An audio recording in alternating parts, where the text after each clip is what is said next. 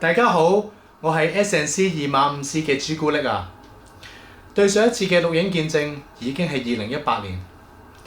以往我都係分享天父點樣喺唔同方面去祝福我嘅生命，而呢一次我想同大家分享神喺我屬靈生命入邊嘅突破、帶領同埋成長。喺2011年我重返教會嘅時候，我係屬於伯利恆小組嘅。咁嗰陣時，伯利恆小組只有4個人，我牧者親自帶領呢一個小組。咁佢好經常去邀請、鼓勵我同埋組員去邀請朋友翻嚟小組同埋崇拜。當時嘅我對於主動邀請朋友同埋傳福音都係好驚青嘅，唔係好敢去傳揚福音俾唔識嘅人啦。咁嚟到2013年，我同牧者就由伯利恆小組轉咗過去迦南小組。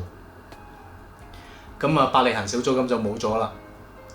我望住佢冇咗嗰陣，我內心係有啲自責㗎，心入邊係會諗，係咪因為我嗰陣時邀請唔夠朋友翻嚟小組，而令到小組唔夠人而解散呢？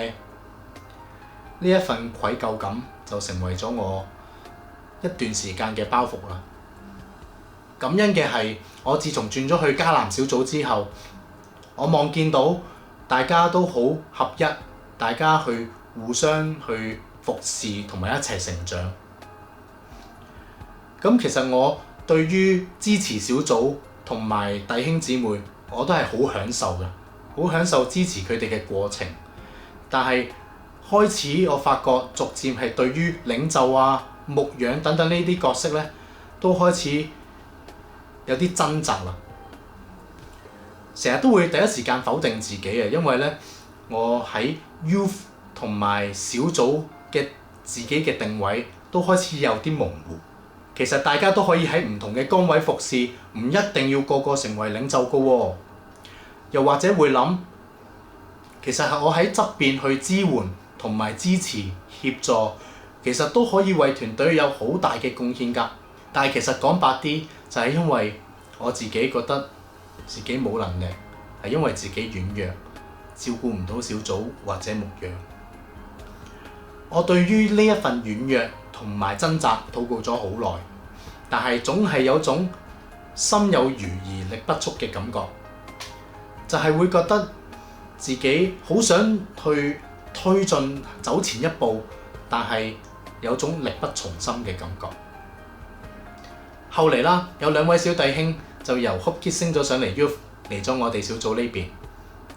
咁小組組長嗰陣時咧就問到 DMM 團隊，問到大家有冇邊個有感動嘅心去跟進佢哋啊？佢一問完呢個問題，其實隔一段時間我冇回答佢，應該係話我唔知點樣去回應呢一個問題。正當我喺猶豫、困惑同掙扎之間去周旋嘅時候，神就喺我背後開始動工。佢預備咗機會，好自然咁同其中1位小弟兄去相交，去建立關係。好多機會咧都係同佢去單獨相處嘅。咁同佢去傾偈嘅時候咧，大家都打開個心去分享唔同嘅嘢，成長經歷啊、學業啊、信仰啊等等。咁我亦都會用神嘅話語去鼓勵佢啦。佢都係用一個好簡單嘅心去回應，我就俾佢嘅簡單嘅心觸動咗。而另一位小弟兄咧，曾經有一段時間因為經歷咧而返唔到教會，但係好奇妙㗎，神就喺後期帶返佢返嚟，依家佢仍然可以參與小組同埋崇拜。望返呢2件事，我開始明白神嘅心意啊！原來從小接受福音係幾咁重要，同埋每一個弟兄姊妹都好需要屬靈嘅栽培同埋澆灌。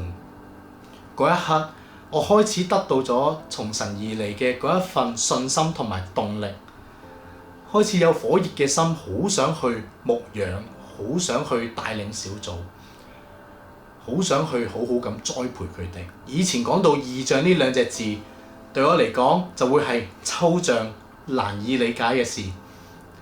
但係嚟到今日，我回望翻呢兩隻字嘅時候，我望到有幅好大嘅圖畫，就係教會每一個弟兄姊妹都一齊去建立教會，彼此相愛，遵行主耶穌嘅誡命，同埋延續佢喺地上面嘅工作。